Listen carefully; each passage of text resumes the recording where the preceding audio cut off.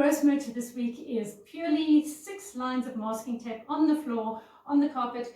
It's about a foot apart, and this activity is incorporating a whole lot of skills: gross motor, balance, spatial concepts between, behind, next to, in front of, thinking, how can I, counting, because we're counting as we go along, and a lot of coordination as well. So the first one is get your little ones to kneel on the first line, and then encourage them to stretch as far as they can and see how far they can go. And 1, 2, 3 lines in, can you touch a 4th line? So no falling down, you've got to remain on your knees. Good for this bilateral strengthening of the shoulder joints.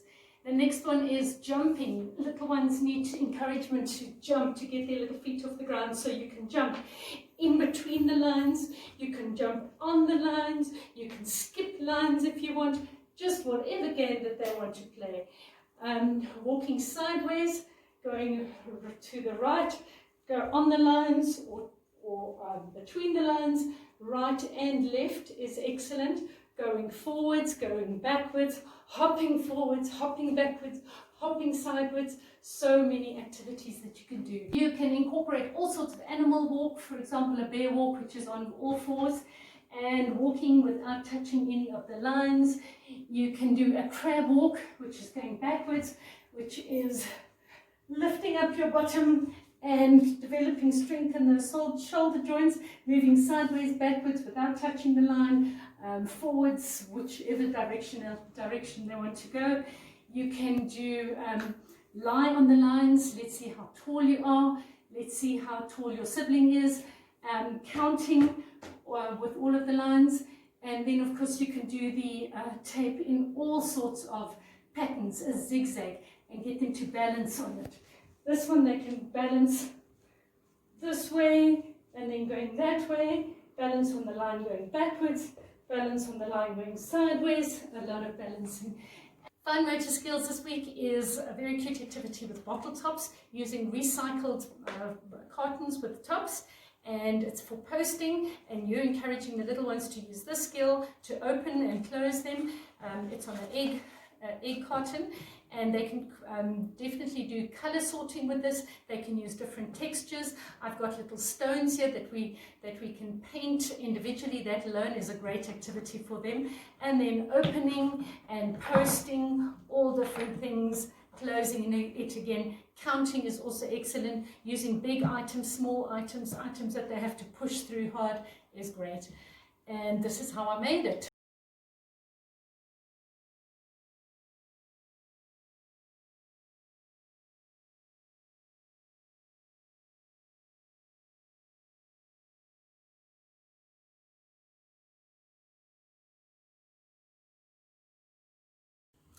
This is a fine motor skill for our little babies. It took a little bit of making, but it's well worth it.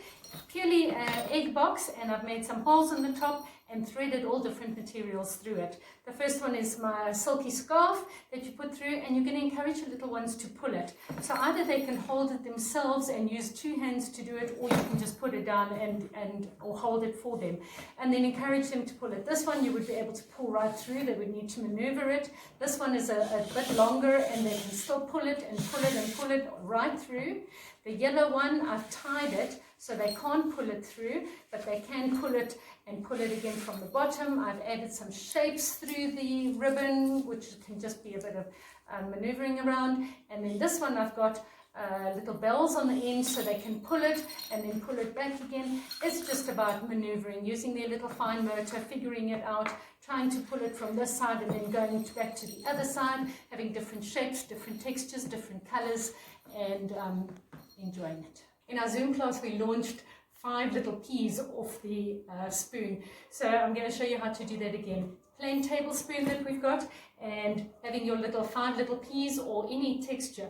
You can use this, you can use a bottle top, a pom-pom, a cotton wool ball, a lid, anything, and it's basically encouraging to balance it on the edge of the spoon, and 1, 2, 3, go! And they launch really, really well. You can use big things, you can use hard things. Let them find out all different things that they can use. Even a little froggy that's quite heavy, is he going to jump? 1, 2, 3, bounce! I just wanted to remind you, for art, it's never about the end product, it's always just about the process. When kids are doing art, there's never a right way or a wrong way. It's about exploring different textures, different colors, different ways of doing things, and this is a great way for them to learn. This purely is stamping with some vegetable or fruit prints. A lot of people use potatoes or apples that they've cut in half and they carve a little shape on and they use it to stamp. If, like me, you don't want to waste food, you can use a carcass.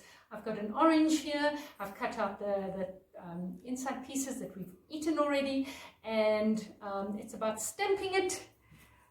I've got orange because we've been doing orange and because it is orange, and then creating nice little patterns on your paper. So you can use any fruit, any carcass. You can use a melon, a lemon, a watermelon, even a gem squash, butternut, anything like that. It's great for textures, different feels, sensory. The orange has got a great smell to it, and exploring all the different shapes, and of course using any color that you want to. For sensory play today, just go outside and let the kids have a scavenger hunt. Find all sorts of things that they can in the garden. If you don't want them to pick anything, make it a rule that it has to be something that they can pick up from the ground. The colors right now are divine with all of the autumn colors, and then using all of the beautiful things that they found in an art activity. Give them some glue. With the little ones, they can a little bit of glue in a bowl with a paintbrush. For the older kids, if they can use that and squeeze it, that's awesome. So they can either put the glue on the leaves, paint it on the leaves, or directly onto the paper and create a beautiful orange tree. There's some brown leaves that they can paint and stick on. So it's different textures. I found an old flower which they can definitely put some glue on and stick it down. Different textures, different colors. I've even found an orange. It probably will not stick and it probably will not stay, but it's just still a great texture for them to put on. And then create a beautiful picture and let them explore with all of the different senses. For water play, I've got an old orange bag or vegetable bag, and I'm going to make a net out of it. I've just got a cable tie. The longer it is, the better. And you're just going to weave this through the top of the bag so that you can pull it together and make it into a round net. Putting it together and closing it up. Not too small, otherwise it will be too small for them to scoop. And then using that as a net, and encourage them to scoop a whole lot of things that you've placed in the water. Let them put it in the water and see if they can scoop it up. Some things are heavy, some things are not going to be able to, some things you're going to need 2 hands, some things are going to get stuck in the net. It's just an awesome activity for them. Another great sensory texture is this kinetic sand that I found. It's a recipe that I found from Mother Could on Instagram. I'll post the recipe just now. It's not a Play-Doh, it's a different texture, like a sand, called kinetic sand, and I think I made mine a little bit wet. You don't add too much water, but it's still great to play with. You can mold it, you can use your fingers to pull it apart, you can try and put it in the sand mold, squish it in, and make it come out, the little giraffe. And using spoons, you can make all sorts of little balls. Basically, let the kids play with it, but it's all about the senses. And I just wanted to add, for kids who don't like sensory play, it's a great idea to add a bowl of water with it, so that they feel then free to be able to wash their hands whenever they need to. It does help them to explore a little bit easier when they know that they can wash their hands and get it off their hands if they can't cope with it anymore. Another great sensory bin for this time of the year is oranges and lemons. Cut up some oranges, lemons, grapefruits, mix it all in a bowl, let them feel it and squish it. It's great, they can taste it as much as they want to, and it's an awesome sensory smell and lovely texture to play with, and hopefully get them to eat some vitamin C as well.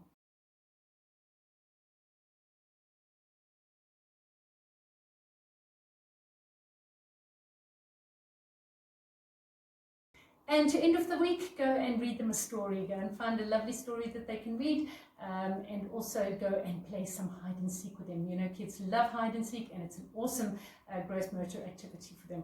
Encourage them to count 10 if they can, and then peekaboo, go and find you. Enjoy. Bye.